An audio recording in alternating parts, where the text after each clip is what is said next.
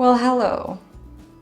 How are y'all doing? If you're new here, welcome. If you followed all my videos or some of my videos and you're returning to see what's new, well, you're in for a good one. So right now I'm celebrating because this exact video right here is my 100th video that I'm publishing on YouTube. So let's have a coffee cheers or tea to that. So for today, I decided I'm not going to script anything. I'm just gonna have a heart-to-heart just like I did during my first video. For those of you that are new to my channel, this channel has become all about high sensitivity and dealing with life as a highly sensitive person, for the most part. But it didn't start out that way. I just knew that I wanted to share my whole inner world, my universe, my imagination, my thought processes, everything. I just wanted to share that with the world. It's just this nagging bug inside of me that was like, speak up, Shannon, speak up, the world wants to hear what you have to say. And so I just started making random videos, spur of the moment, whatever came to mind, and that's how I started my YouTube journey. And I just want to thank you all for having jumped on this journey with me. As a teenager in high school, I kind of started to isolate, like around age 15, 14. I noticed that I wasn't getting along with most of my friends anymore. I just didn't have anything in common with them anymore. The two remaining friends that I had all of a sudden grouped up together, and I remember the exact moment. We were waiting for class to start and they were talking to each other, and I chimed in because, you know, it was part of the conversation, I thought, but they literally ignored me. And that felt really weird because I was standing there talking to them and they just kept talking to each other and they didn't even budge or look at me or acknowledge my existence. So I started paying attention and I noticed that they were doing this more frequently. And I started to wonder, why? Is what I have to say so invaluable? Am I that boring of a person? Am I obnoxious? I mean, I didn't think I was, but I just wasn't getting through to those friends. As a result, I decided, well, if people don't want to listen to what I have to say, I'm just gonna shut up. So I literally became somewhat of a mute for like a full year or two. After that, I struggled to find my voice. I feel like I repressed a lot of what I had to say because I just believed people didn't want to hear what I had to say. Okay, but that was high school, so people grow up, right? Well, it took me a while, especially because I ended up struggling with alcoholism for like an entire decade, well into my mid-20s. The daily struggles of living with active alcoholism took so much of my energy and my attention that really that was all that I was preoccupied with. And I also learned to just write down what I had to say. So I would talk to my journals instead of my friends. And I noticed that when I started dating, I did feel comfortable talking to my partner because with that one-on-one deeper interaction, I felt more comfortable to reveal more of myself again. But so let's fast forward. Now, in my mid-30s, I finally felt ready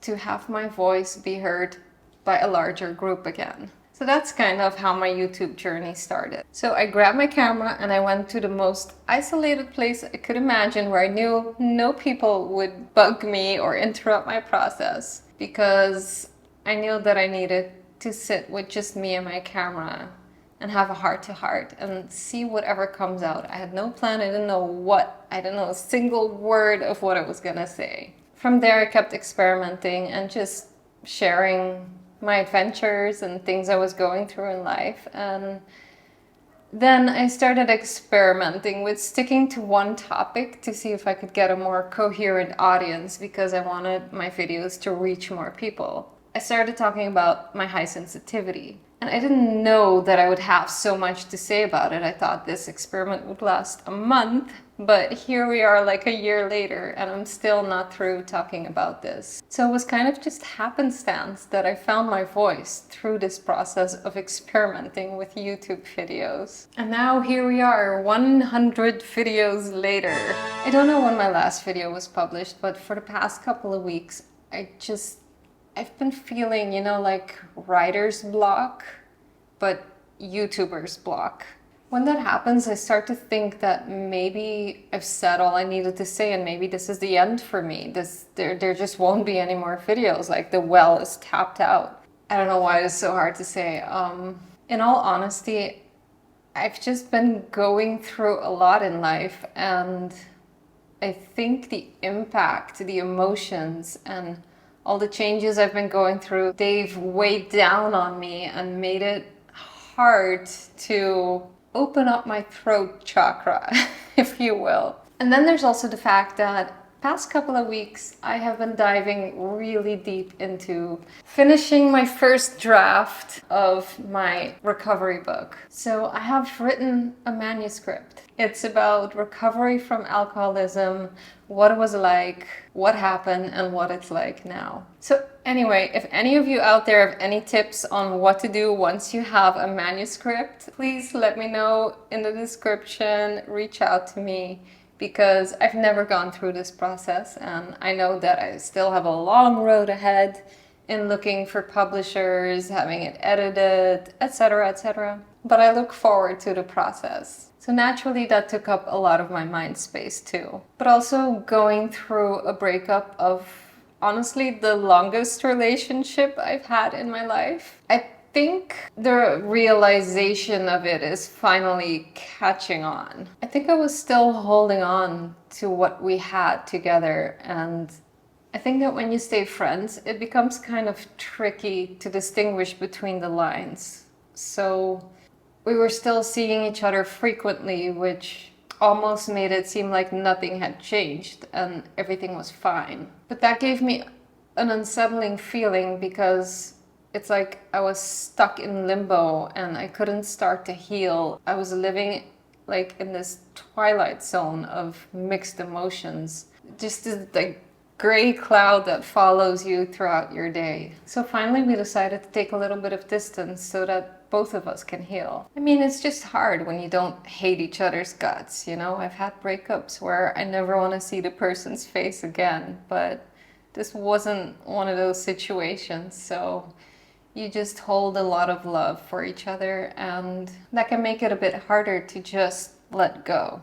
So I think that was another thing that was kind of holding me back from jumping in front of my camera and talking to you guys. You know, sometimes I gotta sort stuff out in my head before I put anything out there. Because when it's just this big whirlwind going on, it's like nothing coherent's gonna come out of me. That was my heart to heart, and that's what I've been going through and why you haven't really heard from me in a while. So anyway, I want to shift the subject just a little bit, not too much, to a topic that has haunted me for quite some time. There's this YouTuber that I follow, Sorel Amor. She does a lot of travel adventures. She's a digital nomad, and a lot of her videos and stories and experiences have inspired me over the years, because I feel like I'm a stranded digital nomad. Like, I wish I was traveling around like that, but I just couldn't ever figure out how to make money doing that, and so I've remained homebound in Curacao far longer than I wanted to, which is honestly one of the biggest struggles of my life, because I've always wanted to go to the States to become an actress, and I did that for a year. It didn't work out, so I had to come back, and since then I've never felt quite comfortable here. I just never wanted to settle here. I didn't ever think I would return to Curacao, and yet I find myself here 12 years later, still stuck here. But that has also taught me one of the most important lessons in life, because we really do grow a lot through adversity. So in order to find happiness here, I've had to really adapt my mindset. And so why did I bring up Sorella more? Because in her videos, she is now in a process where she's sharing that she's kind of tired of some of the aspects of the nomad life and is returning to her home country for a while. So it's that proverbial, the grass is always greener on the other side. I did a little experiment a couple of months ago. I went to the States for 5 weeks, living out of my car camping for the most part. And I learned that while it has its perks, to live that way day in, day out for years on end would probably leave my highly sensitive soul completely frazzled. Like, I don't know how long I could maintain that lifestyle. Yeah, I don't know if it ever would have worked for me anyway. I mean, I do think that I have the nomad gene in me. There is such a thing apparently, but as we age, we become more comfortable with settling, and I think I'm at the point where I'm starting to finally embrace just being where I'm at. And that has washed over me like a sense of relief lately. And don't get me wrong, I would love for there to be more travel in my future, but as far as my home base, I think a Caribbean island surrounded by the ocean with warm weather year-round might not be the worst place to be stranded. I fancy myself a creative spirit.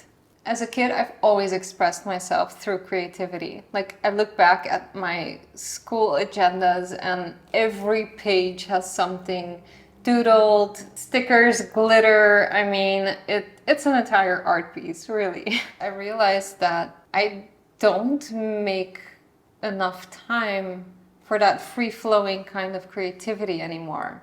Your life becomes filled with all these commitments and priorities, and all of a sudden, like, there's just no time for play. I feel like something in my life has shifted this year, and I have no idea why, honestly. Maybe in retrospect I will figure it out, but right now I have no idea why. But all of a sudden I feel like it's okay to make time to just play again. I was always in a rush to get somewhere. When I was studying, I wanted to finish my degree so that I could move to LA and become an actress, and I already felt like I was too old to become an actress at 25, and I was always in a rush, like I needed to get somewhere in a hurry. Now I'm like, what am I racing for, you know? I feel like it's time to slow down the pace and just enjoy the process more, because the years are flying by way too quickly, no matter what I try to do to slow time down. And I think the fact that I'm not financially where I want to be at the moment also gives me a sense of restlessness, because if only I had enough money for this, then, you know. But I'm tired of living life that way. We are so limited by the financial construction of this world that it just makes me sad. So the question I ask myself is, okay, if money didn't play a role at all, who would I be? What would I do today? What would I be doing with my life? What activities would I fill my day with? Where would I travel? What kind of person would I be? And I try to construct my life based on those answers. So I may or may not become a millionaire, but so long as I can be the person that I aspire to be, and my light can glow brighter and brighter so that others can also glow in my light. That's what matters to me. That won't happen with me dampening my voice. So even if sometimes my inner world gets into a little bit of turmoil and I lose my voice for the moment, I will always keep speaking up and reaching out, because my voice does matter.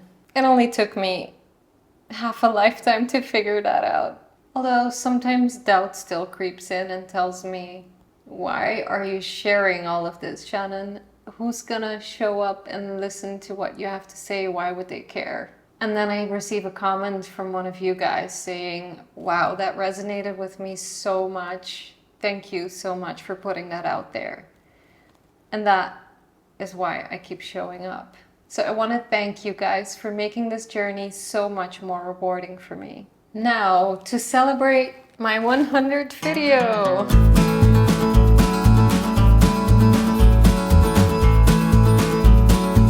Okay, silly dance over. Thank you so much for watching, and I'll see you in the next one. 101. Ayo. Starting is always the hardest. I mean, it never stops being awkward. It's so dusty. I just did the bangs and I still have to get used to it. Kind of poking the eyes.